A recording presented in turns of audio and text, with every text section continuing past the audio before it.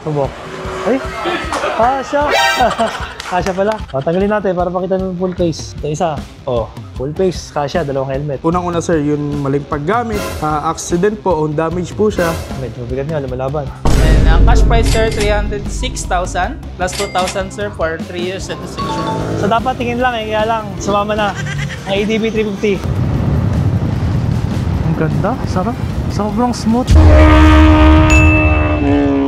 Ay mga katingin, nabalitaan ko kasi meron daw dito yung bagong labas na scooter ngayon. Ito pinaka-hot ngayon kasi ito yung pinaka-bago ng Honda, yung ADV 350. Andito tayo ngayon sa Guanzon Motor Centrum Corporation dito sa Roosevelt Avenue, QC, Wing Shop. So let's go. First time natin dito.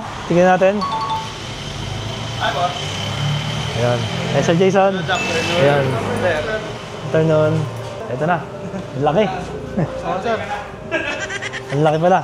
Hi ma'am.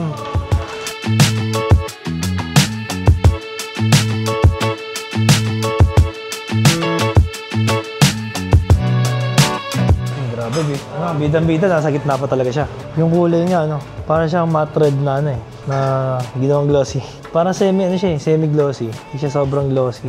Parang malapit na siya maging XADB. Yung haba, parang kasing haba niya rin. Explain ko lang po yung regarding sa warranty ng unit po natin. So si Honda, meron po tayong 2 years or 20,000 kilometers na coverage ng warranty.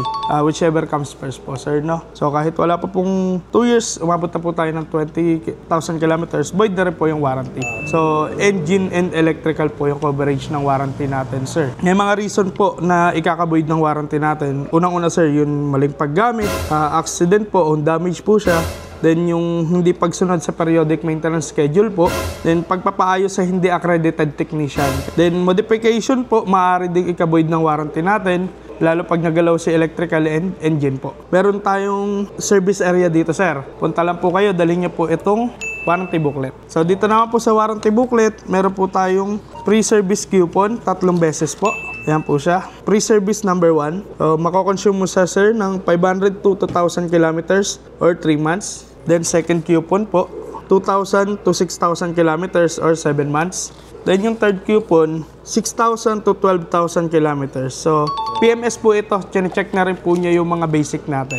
Gulong, ilangiser. Tapos sir, meron tayong tinatawag na consumable parts. Ito mga consumable parts naman po na to is hindi covered ng warranty, sir. Dahil normal po na pinapalitan. Mga wear and tear parts po natin.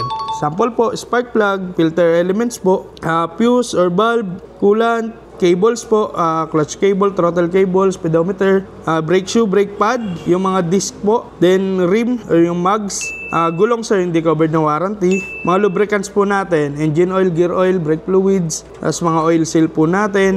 Tapos ito mga CBT, sir, ito mga panggilid na tinatawag. Sprocket, belt, bola, mga slide piece natin. Usual po siyang nauubos, sir, or napupudpud. So, any questions, sir, regarding sa warranty po? Paano sir pag nagpalagay ng crash guard? Okay lang po. Pag off-light naman? Ayun, sir, modification na. Yes, sir. Pero kung dadalhin dito yung off-light, kaya magkakabit? Hindi rin po. Hindi rin pwede. Stock lang po kami, sir. Asa bawal talaga maglagay ng off-light? Yes. Ayun yung cons nun, sir. Kung magkakabit kayo, mababoid yung warranty po natin. Kailangan tiisin muna 20,000 or 2 years. Yes, sir. Ayun lang naman is nasa sa inyo din po. Yung pipe din nga pala. Pag nagpalit ng Yes, pipe, sir. Medyo modify na yun, sir. modification na yan.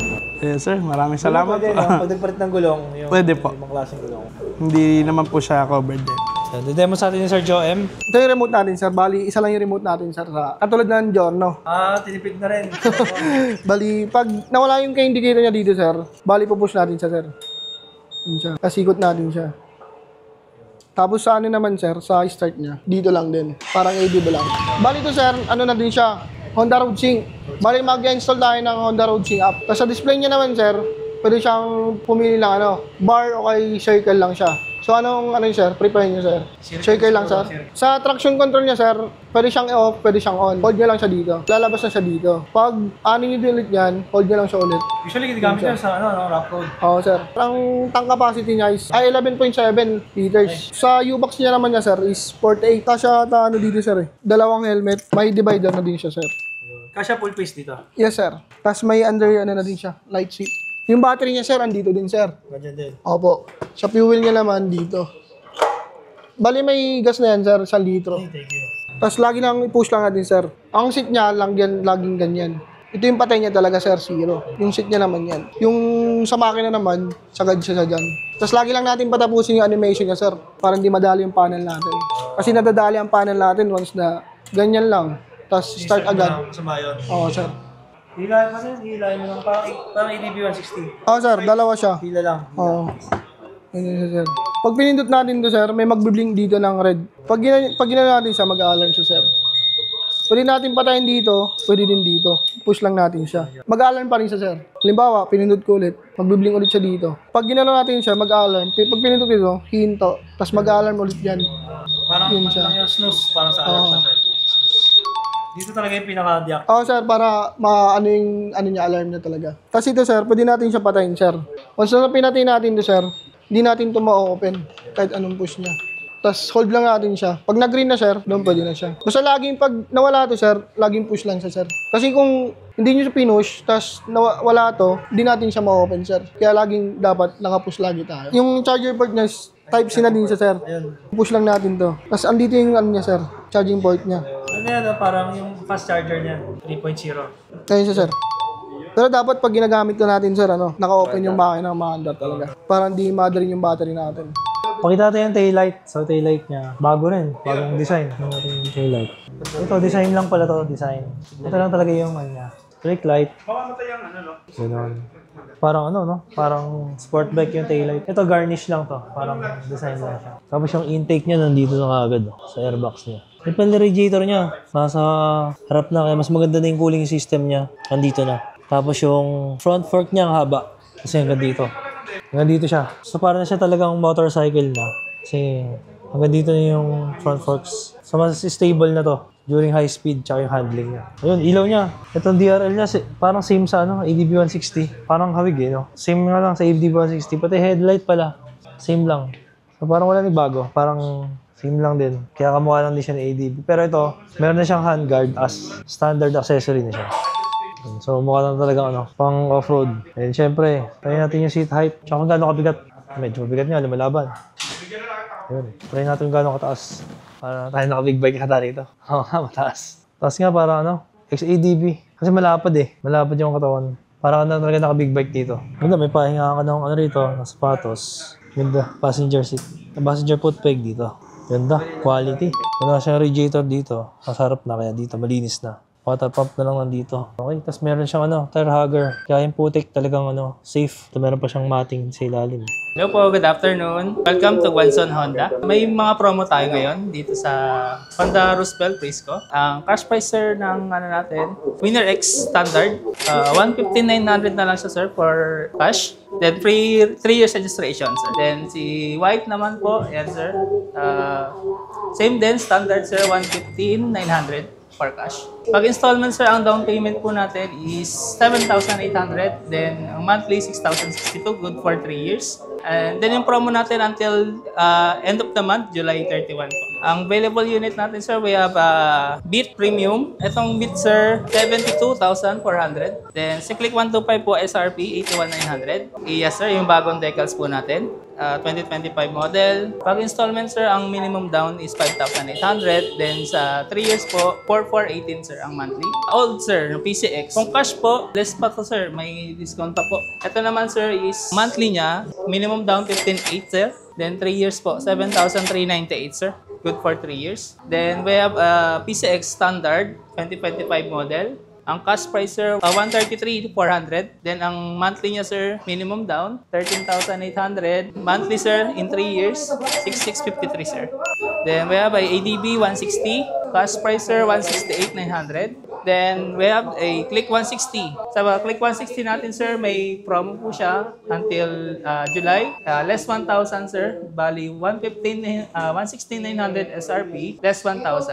Honda Beat standard. Ito sir, 71,900 sir. Good for cash. Then PCX 160 Road Sync. For cash po, 154,900. Then monthly sir, 15,800. Ang minimum down, 7,655. Then last, ADB 350. And ang cash price sir, 306,000. plus 2,000 sir for 3 years registration. Honda Roosevelt Frisco, we have a service area. If you have a maintenance unit, you can visit here to preventive maintenance of your motorcycle. Honda Roosevelt sir, dito po sa 141 Roosevelt Avenue, Barangay Paraiso, Quezon City. Landmark sir, side lang po kami ng China Bank Frisco branch. Facebook, Honda Roosevelt Frisco. You can inquire or suggest or inquire your parts and motorcycle. Sir, ito po pala yung mga previous natin. Ayun. Gonzon, half-face helmet, jet free, temporary. Ayun. Thank you, sir. Thank you, Gonzon. May previous pa. Ang magandang bumili dito. May previous. Lagyan natin sa loob para mademo natin yung laki ng compartment. Ito pwede tanggalin, no? Yes, sir. Hilahin mo lang ganyan. Ayun. Pag nilagay natin, kasya pa yan, eh. Oo, kasya nga. Kasya. Isang full face, tsaka isang half face. Dito. Testing natin yung full face. O, sige. Ayun. Oo, ano. Laki. Try natin muna sa isang full face. Kasya. Ngayon, dalawang full face. Try natin. Dalawa. Ayan. O, sa helmet pa, oh. Sa helmet. Subok. Ay! Kasya! Kasya pala. Kasya. Okay. Improve tayo. Dalawang full face, kasya. O, tanggalin natin para pakita ng full face. Thank you. Ito isa. O, full face, kasya. Dalawang helmet. At shoutout nga pala kay Boyet Salavaria, ang brand ambassador ng Guanzon Group of Companies. Dahil siya ang nag-refer sa atin, kaya tayo nakakuha ng unit. So, salamat, brother Boyet Salavaria. YouTube and Facebook, follow and subscribe nyo na rin siya.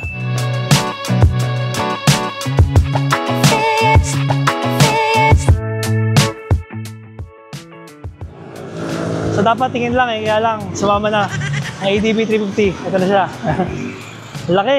Siyempre gagamitin natin yung helmet ngayon. Ito ang Aero Commander version 2 para bagay sa adventure scooter. So ito na. Ito na yung first ride natin sa ADB 350. Ito na remote. 2025. All new. Siyempre all new. New talaga. Bagong model ng Honda. Ay actually, last year pa yata meron sa ibang bansa. Pero yung naka-TFT, this year lang talaga nilabas. So all new. All new na. Nakaka-excite. Ang laki. Parang big bike. So, pakita natin ang itsura. Laki. May plastic pa po. Kalimutan tanggalin yung plastic. Madalas to. Nang yan bago talaga. No? Plastic pa eh. So hindi naman siya ganun kabigat. Dali lang mag-U-turn, no? Woo! Picture muna natin 0 km odo.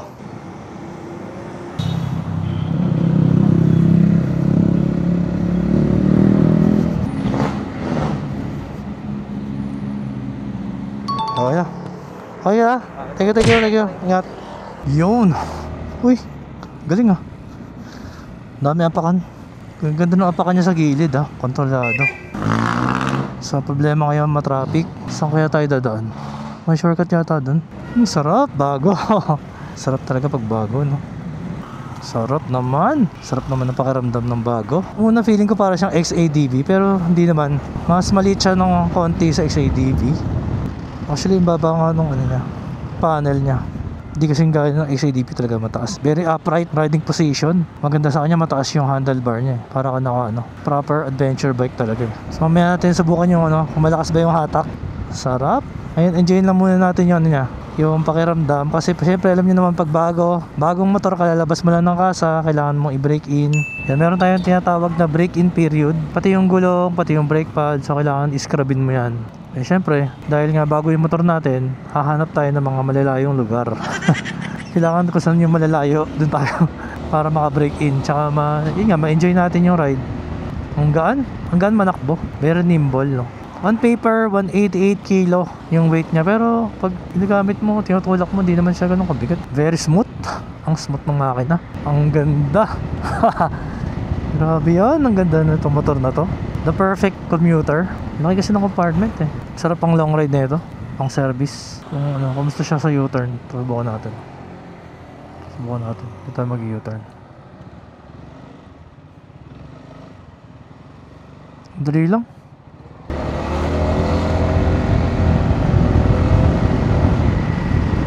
Pag nagpunta ako sa harapan, mas madali bang abutin. Hindi, ganun pa rin. Wala ka talaga malilipatan. May plastic pa siya dito. Sa harap. Grabe yun. Parang ito na yung perfect na all-around scooter na hindi expressway legal. Siyempre, iba yung quality ng Honda, no? Honda quality yan. Quality and comfort. Ganda yung banking din ha, in fairness. Syempre gamit natin helmet, Aero Commander V2. Ang ganda, komportable ng helmet na to. Magaan pa. Not to mention, syempre yung forma. Napakapoging helmet. Ang ganda na ng suspension. So nakikita ko lang sa kanya magiging parang disadvantage niya is yung haba and yung lapad siguro pagdating sa mga parking. So para ka rin talaga naka big bike kasi pag masikip yung parkingan nyo or for example sa mga mall, alanganin ka, parang X-Max, ganun, parang out of place ka kasi hindi ka basta pwede sa mga sa mga parkingan na mga small bikes pero hindi ka naman considered as big bike kasi hindi ka 400cc. Yun lang yun na nakikita ko, diba? Sa parking kailangan 400cc and above para makapark ka sa slot ng mga kotse. Wala naman silang designated parking sa mga big bike, pero lang sa Robinson's Galleria meron doon designated parking for big bikes. So yun lang, medyo ano siya, may mga times na medyo na out of place si ADV 350, pero masarap lang kasi automatic. Ang saya-saya na pakaramdam.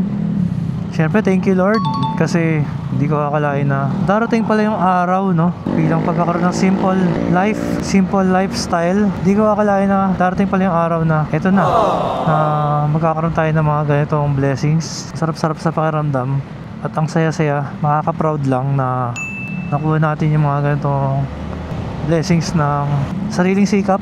Hindi tayo umasa sa magulang, hindi tayo masa sa ibang tao, sariling talagang diskarte at grind sa buhay. So yung mga nangangarap, tuloy na lang yung pangarap nyo kasi yun yung magiging magiging motivation. Parang ako, yung sobrang hilig ko sa motor, yun ang naging motivation ko para mag-grind sa araw-araw, para magsikap. Kasi dati, dati wala naman akong pamilya nun. Siyempre bilang solo ka lang, sarili mo lang isipin mo. So wala akong motivation masyado, pero motivation ko talaga is ma-achieve yung mga gusto kong ma-drive na motor. Simple lang naman ang gusto ko sa buhay, pero sobra-sobra pa yung binigay ni Lord. So thank you Lord. Kaya dapat tayo mawala ng pag-asa sa buhay dahil darating yung time from humble beginnings na hindi ko man inakala na mararating ko. Kaya ngayon parang naiiyak ako, tears of joy. Kahit hindi naman sobrang mahal ng binili natin, pero mahal na rin to. Siyempre, ang bili nga pala natin is 306,000 tapos plus registration na 2,000 pesos. 3 years registration. So, sobrang nakaka-flatter. Kasi parang pagsakay ko dito, parang nung realize ko, nag-flashback sa akin lahat ng mga hirap sa buhay na pinagdaanan. Tapos ngayon, nandito na tayo. Nakabuo tayo sa isang brand new 2025 ADV 350. Plus, yung pagmamahal ko sa pagbablog. Siyempre, hindi ko magagawa to kung walang suporta nyo, mga viewers natin. Tuloy nyo lang yung panonood, tsaka pag-subscribe, diba? Pag-follow. Kasi hindi ko magagawa to kung wala din kayo. So, napakalaking bagay. Ito pala magiging reward. So, makakataba ng puso at sobrang appreciated ko yung suporta nyo. Kasi hindi ko naman gagawin to kung hindi dahil sa suporta nyo. Hindi ko magagawa to. Kasi kung ako lang, masaya na ako sa simpleng buhay. Simpleng mga motor, pero ito, hindi tayo matigil-tigil sa kakatingin, kakabili ng mga motor dahil syempre, kasama na rin yung content doon. At syempre, gusto ko rin naman. Sino ba naman ang ayaw magkaroon ng bagong motor? Lalo ADV 350 pa. Ito, ang ganda na sa lubak. Ang sarap sa lubak. Man, pag ito gamit mo, syempre, meron kang backride, meron kang OBR, kahit girlfriend mo, asawa mo, masayang masaya, sigurado. Kasi comfort smooth makina, walang vibration sa kahit saan, wala akong nararamdamang vibration. Ang ganda ng suspension. At syempre yung Honda quality, yung tipong kahit itago mo to ng matagal na panahon, hindi ka mapapahiya dito. Honda quality, patingin ko this is the start of something great para sa ating mga riders, sa mga consumers. Kasi pag pumatok itong ADV 350, malay nyo ilabas si Forza 350, diba? Feeling ko maraming pang ilalabas si Honda na malulupit na motor pag na-appreciate natin at tinangkilik natin yung mga units, mga new models niya. And syempre, mag-benefit tayo lahat doon. Kaya hopefully soon, diba? Maglabas pa si Honda. And sobrang na-appreciate ko nga pala. Syempre, shoutout sa Honda Philippines Incorporated. Nilabas nila itong ADV 350. So try natin medyo piga-pigayin konti.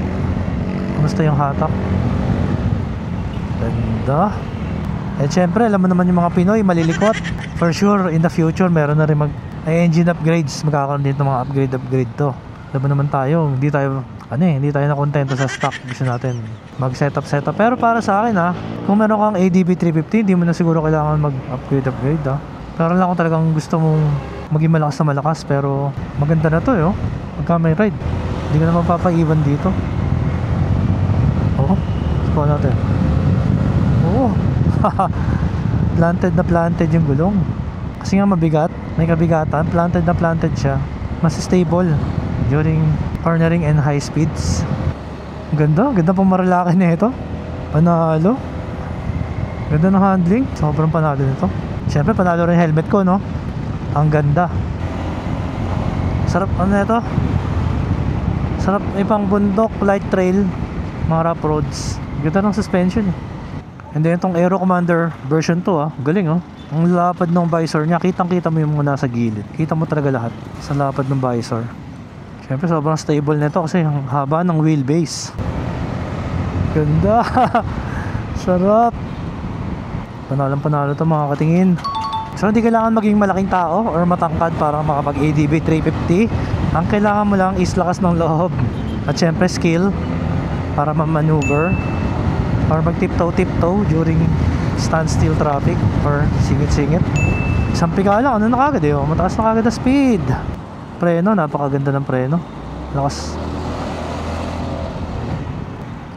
Banking, sarap nito. Mataas ang ground clearance Feeling ko talaga yung gulong kapit na kapit So feeling ko sa kanya para ako naka ADB 160 na pinalaki at pinalakas. Yun ang pakiramdam ko. So hindi mo na kailangan mag-upgrade, magpalakas ng makina. Dito malalaman natin yung gaano siya katulen.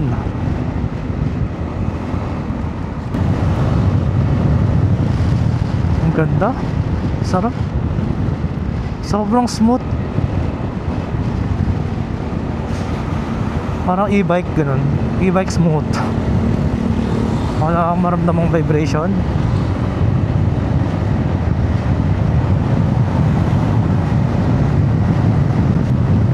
So abangan nyo mga katingin iba pa nating magiging adventures dito. Siyempre gagawin natin siya ng long ride test. At gagawin din natin siya ng ownership review agad-agad, no? Kung sulit ba talaga tong motor na to.